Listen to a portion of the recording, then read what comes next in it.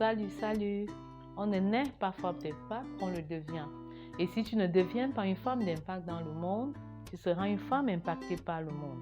Oui, si ton mari a un problème, tu as la solution. Et si ton mari est un problème, tu es la solution au nom de l'amour inconditionnel, de la complémentarité et de ce que vous êtes complémentaires. Parlons de la compatibilité ministérielle à présent pour devenir l'ami intime de ton mari. Oui, deviens l'ami intime de ton mari en évaluant votre compatibilité ministérielle. La compatibilité ministérielle est très importante pour devenir l'ami intime du mari, en ce sens que, en fait, dans le célibat, on sert Dieu. Et une fois marié, on devrait servir Dieu à deux. Deux valent mieux qu'un. En principe, on se marie pour bien dormir ensemble, mais aussi pour bien servir ensemble. Mais la remarque que nous faisons, c'est que certains, à force de bien dormir ensemble, ont oublié de bien servir ensemble.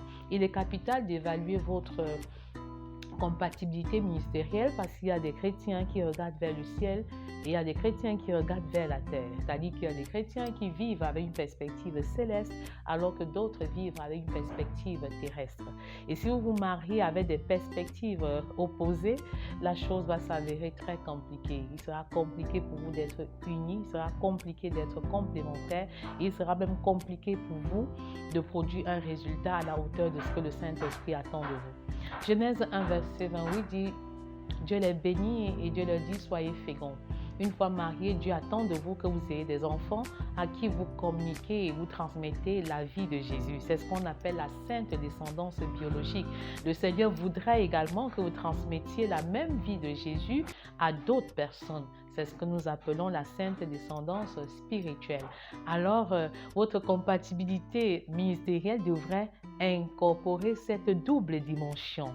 Travailler à laisser une sainte descendance biologique en faisant de vos enfants biologiques des disciples pour Christ et travailler également à laisser une sainte descendance spirituelle et en faisant des autres personnes, en faisant de votre prochain des autres enfants qui ne sont pas nécessairement biologiquement nés de vous, des disciples pour le Seigneur.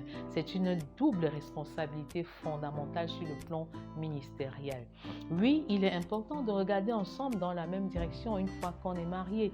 Regarder ensemble dans la même direction, travailler à avoir une véritable vision. J'encourage beaucoup les jeunes, quand ils veulent se marier, à mettre l'accent sur l'amour pour Dieu en un, l'amour mutuel pour eux et enfin le service à deux sous la base d'une vision commune. C'est vrai que l'une des questions que les jeunes et que les couples posent est celle de savoir mais qui est porteur de la vision ou qui est propriétaire de la vision. J'ai l'habitude de dire qu'en fait le porteur de la vision n'est pas nécessairement le propriétaire de la vision. Comme pour dire en fait que la vision peut venir de l'homme ou alors elle peut venir de la femme. C'est vrai que dans le cas d'Adam, c'est lui qui était le porteur de vision en tant que chef de famille. Quand Dieu lui a dit dans Genèse 2 verset 15 de garder et de cultiver le jardin, Ève n'était même pas encore existante, mais à la longue, les deux étaient propriétaires de la vision. Donc, c'est important. Dans la Nouvelle Alliance, vous allez vous rendre compte que les femmes étaient les premiers témoins de la résurrection. Vous dites qu'en fait, pas de complexe. Pas de complexe d'infériorité ou de supériorité.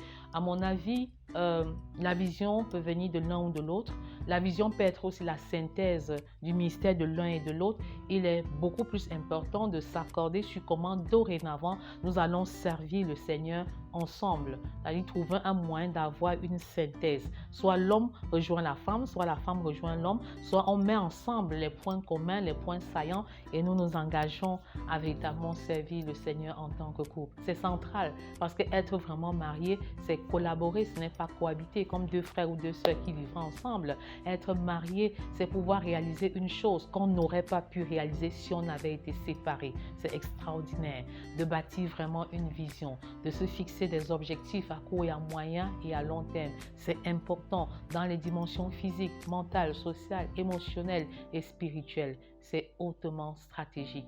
C'est en ce moment que vous pouvez vous évaluer et voir si vous êtes vraiment en train de croître dans la pleine ressemblance à Christ. C'est en ce moment que vous pouvez vous évaluer et voir si vous opérez dans le surnaturel comme Christ aurait opéré. Souvenez-vous de Jean 14, versets 12 à 14. Si vous croyez vraiment, vous pouvez réaliser ce que Jésus, en tant que frère aîné, a réalisé. Et vous pouvez même aller au-delà de ce qu'il a réalisé parce que lui s'en est allé vers le Père. Quel miracle de servir le Seigneur à deux. Je vous y encourage pleinement, célibataires comme mariés, devenons des femmes d'impact. Oui, parce que si tu n'es pas une femme d'impact dans le monde, tu seras une femme impactée par le monde. Que le Seigneur te bénisse.